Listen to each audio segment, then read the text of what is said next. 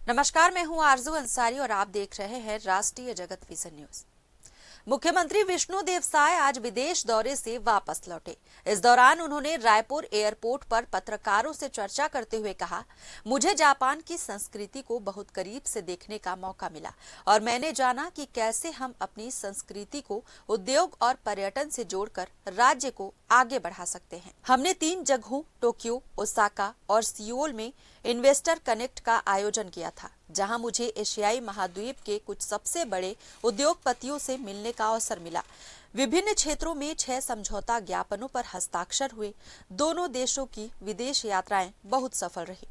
मुझे विश्वास है कि इन दोनों देशों की यात्राओं के माध्यम से लोग छत्तीसगढ़ को अच्छी तरह से जान पाएंगे।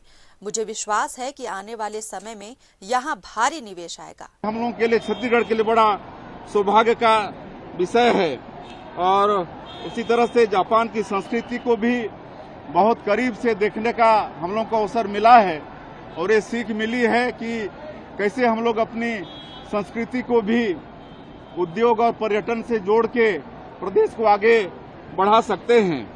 और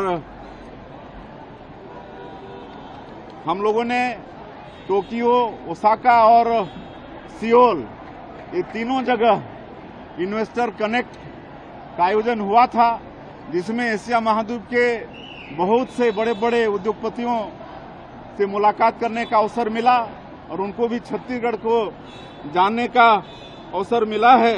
और 6 एमओयू हुए हैं विभिन्न क्षेत्रों में, खाद्य प्रसंस्करण, स्किल डेवलपमेंट, पर्यावरण संरक्षण, इलेक्ट्रॉनिक्स और ईवी जैसे सेक्टर में ये 6 निवेश प्रस्ताव दिए हैं, जिसमें सरताज फूड्स, SAS सानवा, बायोसीड्स, बियानी ग्रुप और मॉडर्न टेक ये कंपनियों के साथ एमओयू हुआ है। आने वाले समय में ये इन्वेस्ट करेंगे हमारे छत्तीसगढ़ में, जिससे विकास को भी मतलब उद्योग को भी विकास मिलेगा और हमारे लाखों लोगों को रोजगार भी मिलेगा। उसी तरह से वहाँ की जो बड़ी बड़ी संस्थाएं हैं, एनटीटी है, जेट्रो है, KITA है, मोराबू, हसीन, ATCA और यूनिकोरल जैसी जो बड़ी बड़ी संस्थाएं हैं, इनके साथ भी हम लोग की मुलाकात हुई है, चर्चा हुई है।